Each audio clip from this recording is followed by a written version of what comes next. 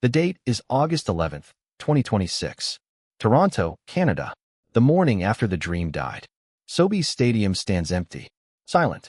The echoes of what once was, the thunderous chants of Eala, Eala, have faded into an eerie stillness. Just 24 hours ago, this venue was the epicenter of a sporting phenomenon. 10,077 fans packed into every seat. A sea of Philippine flags waving in unison, the atmosphere electric with national pride. It was the hottest ticket in the city. And the reason was a 21-year-old from Quezon City named Alex Eala. But now, the stadium is empty. The flags are gone. The chants have been replaced by silence. And in their place, something far more dangerous has emerged, a financial crisis. A storm of fury, a wave of refund demands. The hashtag #NoAlexNoCrowd is trending worldwide. Ticket sales for the remaining matches have reportedly plummeted. Fans who bought tickets for later rounds are demanding their money back. The tournament directors are scrambling. The media is in a frenzy. And the CEO of the National Bank Open is about to deliver a statement that will shock the tennis world to its core. What happens to a tournament when its biggest star is eliminated? That is the question on everyone's lips. And the answer, it turns out, is chaos. This is the story of the ticket sales crisis that followed Alex Eala's heartbreaking defeat. This is the story of a tournament that faced a fan revolt. This is the story of No Alex, No Crowd, and the shocking aftermath that has left the tennis world reeling. To understand the crisis, you must first understand the phenomenon that preceded it. Alexandra Eala did not just play tennis in Toronto. She transformed the tournament. She turned a routine WTA 1000 event into a cultural celebration. She brought the Philippines to Canada, and she did it in a way that no one had ever seen before. When Eala's appearance at the National Bank Open was announced, the phones at the tournament office began ringing immediately. Tickets for her first match against American Alicia Parks sold out in just 30 minutes. Not hours, not days, 30 minutes. Tournament director Carl Hale later revealed that Eala had generated upward of 5,000 ticket sales, making the originally assigned 2,800-seat grandstand court far too small. Organizers were forced to move her to center court, a 10,077-seat stadium. And even that sold out.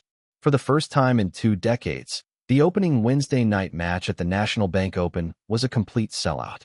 The scenes inside the stadium were unlike anything Toronto had ever witnessed. The crowd was a sea of Philippine flags, thousands of them waving in unison. There were banners written in Filipino. There were chants of Eala, Eala, that echoed through the venue. The atmosphere was electric, emotional, and overwhelming. Carl Hale, the tournament director, was stunned. "We've never seen a player ranked outside the top 5 have this type of effect," he said. "Alex is an absolute blessing to the sport of tennis and our tournament." The Filipino community in Toronto had turned out in full force.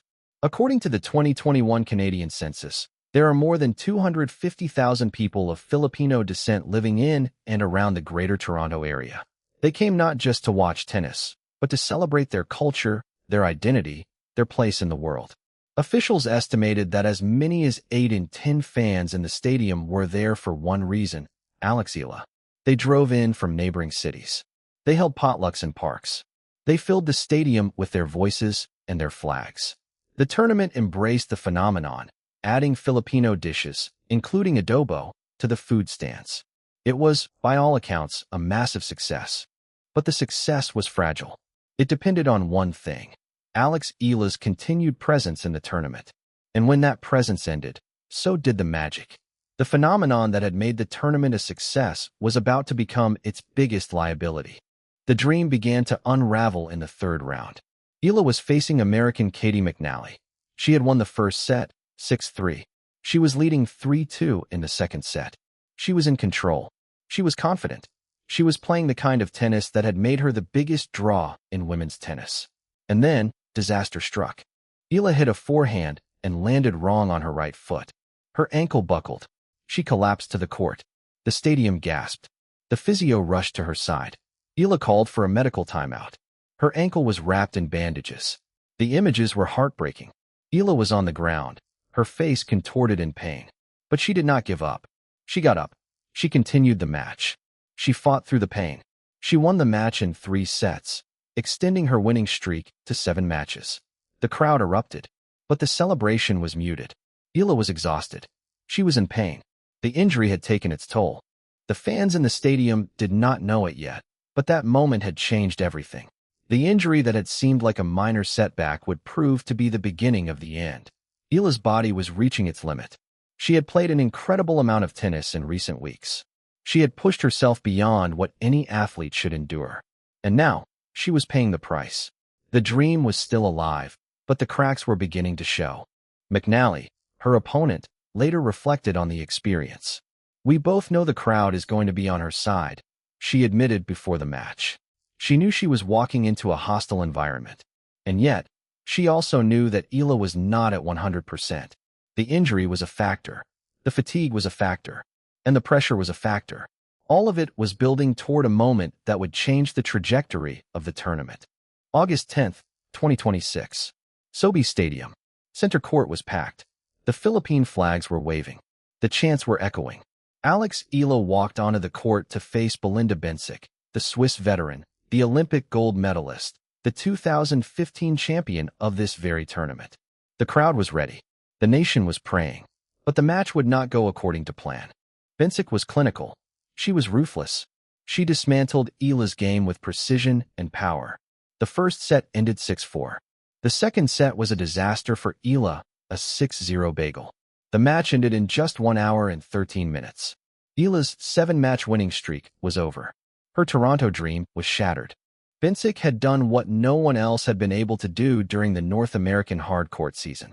She had quieted the eardrum-splitting fervor of Eala's passionate fanbase. The pro-Eala crowd, gracious in defeat, showered Bencic with cheers in the postgame. But the silence that followed was deafening. The fairy tale had ended. And with it, something else began to stir. The statistics told the story of Bencic's dominance. She finished with 23 winners and just 6 unforced errors. She won 72% of first-serve points. Eala, by contrast, had managed only 16 winners and 15 unforced errors. She broke serve just twice after converting 4 opportunities. The fatigue and the injury had finally caught up with her. The dream was over. "It was an experience like no other for me," Eala said after the match. "I am so excited to start that path." But for the tournament, the path forward was about to become much more complicated. August 11th, 2026. The morning after. The news of Eala's defeat spread quickly across the Philippines and around the world. Social media was flooded with messages of heartbreak, disappointment, and anger. But the anger was not directed at Eala. It was directed at the tournament, at the organizers, at the sport itself. The hashtag #NoAlexNo crowd began trending within hours. Fans expressed their fury at the prospect of continuing the tournament without their hero. "What's the point?" one fan wrote. "The tournament was only exciting because of Alex." Another said, "I bought tickets for the finals, but now I don't even want to go." A third fan posted a photo of an empty stadium section with the caption, "This is what the tournament will look like without Alex." The backlash was not just online. Ticket sales for the remaining matches reportedly plummeted. Fans who had purchased tickets for later rounds demanded refunds. The tournament's social media accounts were flooded with angry comments. The hashtag #NoAlexNo crowd became a rallying cry for a fanbase that felt betrayed, not by Eala, but by the sport that had failed to protect her, failed to appreciate her, failed to understand what she meant to millions of people. A debate erupted online over the impact of Eala's elimination. Fans questioned whether the tournament could sustain its momentum without its biggest draw. Some pointed to the empty seats that were already appearing in the stands. Others noted that the atmosphere that had made the tournament so special had evaporated overnight. The tournament that had been the hottest ticket in the city was now facing a crisis of confidence. The financial impact of Eala's elimination was immediate and devastating. According to reports, Eala had generated upward of 5,000 ticket sales on her own.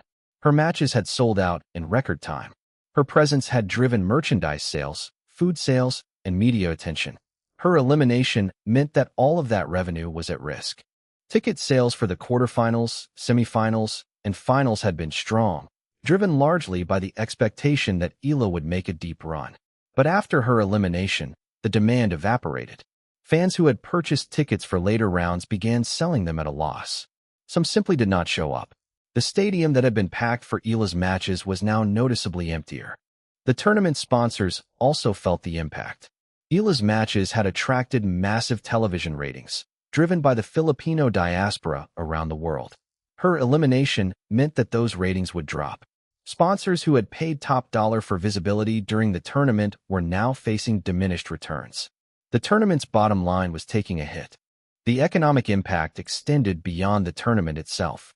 Local businesses near Sobe Stadium had benefited from the influx of Filipino fans. Restaurants, hotels, and shops had seen a surge in customers. Now, that surge was gone. The economic ripple effect of Eala's elimination was being felt throughout the Toronto community. The tournament that had been a financial success was now facing a potential financial disaster. Carl Hale, who had been so effusive in his praise of Eala, now faced a different challenge. He had to manage the fallout from her elimination. He had to reassure sponsors, fans, and players that the tournament was still worth watching. But the damage had been done. The magic was gone, and the backlash was only growing. The backlash was not just about economics. It was about culture. It was about identity. It was about a community that had finally found a hero on the world stage, only to see that hero's journey cut short. The Filipino community in Toronto, in Canada, in the United States, and around the world was furious. They had invested their hopes, their dreams, their pride in Alex Eala. And now, they felt that the sport had failed them. There was anger at the scheduling. Some fans questioned why Eala had been forced to play so many matches in such a short period of time. They pointed to the grueling schedule, the lack of rest, the injury that had plagued her. They blamed the tournament for not doing more to protect her. They blamed the WTA for not giving her more time to recover. The fatigue from consecutive matches and the ankle injury she sustained in the previous round appeared to have caught up with Eala, and the fans were not happy about it. There was anger at the critics. The fans who had been accused of being too loud, too disruptive, too passionate, now felt vindicated. They had been criticized for their enthusiasm, but now they were being told that their absence was a problem. The irony was not lost on them. They had been told to quiet down. Now they were being told to come back. You wanted us to be quiet. Now you want us to come back? Make up your mind, one fan tweeted. There was anger at the media. A Canadian news segment meant to celebrate Eala's rise instead sparked backlash online when the anchor mistakenly called her American. The error was seen as a symbol of the disrespect that Filipinos often face, the erasure of their identity, the failure to recognize their contributions. The hashtag #EalaIsFilipino trended alongside No Alex No Crowd. The fans were angry, and they were making their voices heard. The backlash at the National Bank Open did not go unnoticed by other tournaments. Tennis directors around the world watched with concern. The Eala phenomenon was not limited to Toronto. It was global. And if one tournament could face a fan revolt after her elimination, any tournament could. The Cincinnati Open, where Eala was scheduled to play next, began preparing for the possibility of a similar backlash. Tournament organizers reportedly reached out to Eala's team to discuss her participation and the potential impact of her presence or absence. They knew that her fans would follow her wherever she went, and they knew that those fans could make or break a tournament's success. The U.S. Open, the final Grand Slam of the year, was also watching closely. Eala's potential participation in New York was already generating buzz, but the organizers knew that the stakes were higher now. If Eala were to be eliminated early, the backlash could be even more intense. The eyes of the tennis world were on Toronto, watching to see how the situation would unfold. The WTA itself was forced to take notice. The organization had coined the term Eala Mania, but now, they had to reckon with the consequences of that mania. The sport had a new superstar, but that superstar came with a massive, passionate, and demanding fan base. The WTA would have to learn how to manage the Eala effect, or risk facing the wrath of millions of fans. The lessons of Toronto were clear. The Eala phenomenon was not just a story. It was a force of nature. It could sell out stadiums. It could generate millions in revenue. But it could also turn on a tournament in an instant. The fans who had filled the stadium were the same fans who were now demanding accountability. And tournaments around the world were taking notes. As the crisis deepened, the leadership of the National Bank Open was forced to respond. The tournament director, Carl Hale, who had called Eala an absolute blessing just days earlier, now faced the most difficult moment of his career. The question was simple but devastating. What do you do when your biggest star is gone? Hale's response was measured, but it carried an unmistakable edge. We couldn't be happier at this time, he had said just days before Eala's elimination. We think that the tournament will continue to grow and grow, and tennis will continue to grow and grow in Canada. But now, those words seemed hollow. The growth had stopped, the happiness had faded, and the reality of the situation was setting in. The CEO of the National Bank Open, whose identity was not publicly disclosed in the immediate aftermath, reportedly called an emergency meeting with the tournament's leadership team. The mood was somber. The numbers were alarming. The ticket sales crisis was real, and the CEO's reaction, according to sources close to the tournament, was one of shock and disbelief. How could a tournament that had been so successful just days earlier be facing such a dramatic reversal of fortune? The answer was simple: Alex Eala. The tournament had become dependent on her presence, and when she was gone, so was the magic.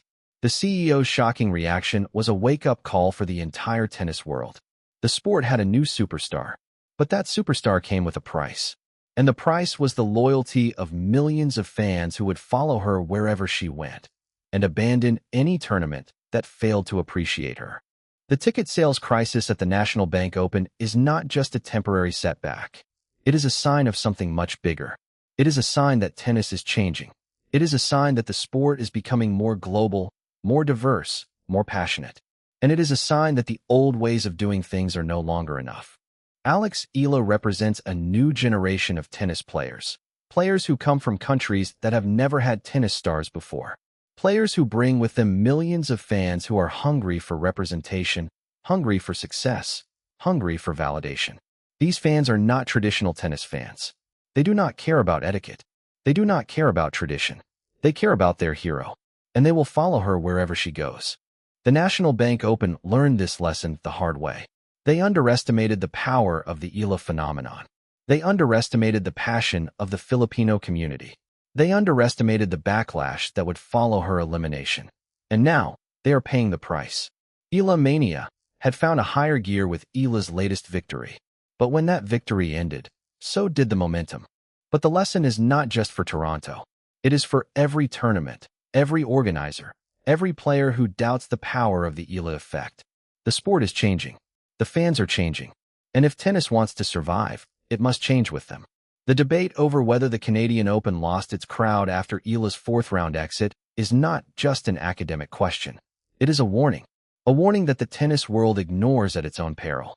As for Alex Eala, her journey is far from over. She will recover from her injury. She will continue her training. She will compete in Cincinnati and the U.S. Open.